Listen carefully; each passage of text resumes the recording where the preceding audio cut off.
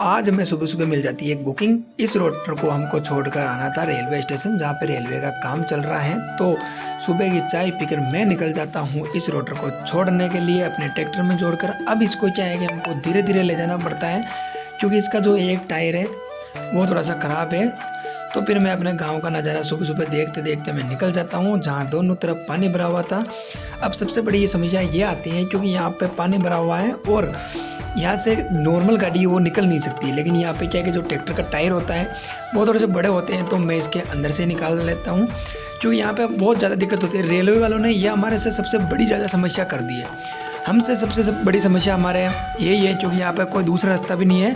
तो ये देखो, ये इतना पानी आ रखा है यहाँ पे। मैं इसको धीरे धीरे यहाँ से निकाल लेता हूँ और निकाल कर फिर इसको ऊपर चला जाता हूँ धीरे धीरे, क्योंकि मैं इसको ये क्या है कि थाल खेल सकता है।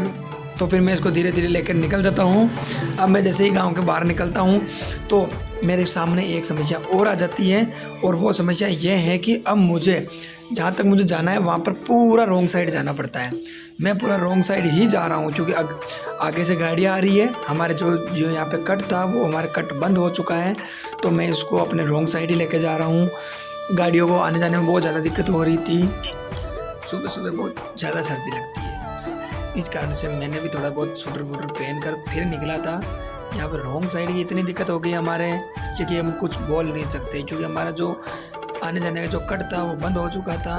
तो बस मैं ये स्वेटर पहन कर निकल चुका हूँ उसको धीरे धीरे लेके, क्योंकि मैं ज़्यादा से ज़्यादा 10 की स्पीड चला रहा था। इससे ज़्यादा मैं स्पीड चला ही नहीं था, क्योंकि कुछ तो यहाँ पे रॉन्ग साइड भी था, और कुछ था कि वो उसका एक टायर था वो ख़राब था, वो कभी भी फट सकता था। तो अगले आदमी ने मेरे को बोला कि बिल्कुल धीरे धीरे लेके जाना है, आपको जाके वहाँ पे पैसे दे दिए जाएंगे।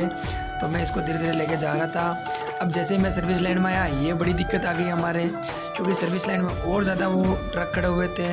तो जो है वो और मेरे लिए बहुत ज़्यादा दिक्कत हो गई थी। जैसे तैसे करके मैं निकला, रेलवे लाइन को पार करके मैं चला जाता हूँ इसके अंदर, जहाँ पे पुरानी रेलें कट रही थी, और यहाँ इसी रास्ते पे ही आगे काम चल रहा था। तो मैं धीरे धीरे अपने इसको लेकर चला गया था। यहाँ पे मेरे को बहुत ज़्यादा दिक्कत आने लग गई थी, क्योंकि रास्ता इतना ख़राब होने लग गया था। यहाँ पे इतना ख़राब आने लग गया था, एक जगह तो उसके जो एक साइड के जो 2 पहिए थे वो बिल्कुल खड़े हो गए थे। वो तो ठीक हुआ कि ये एक तरफ बिल्कुल झुका नहीं।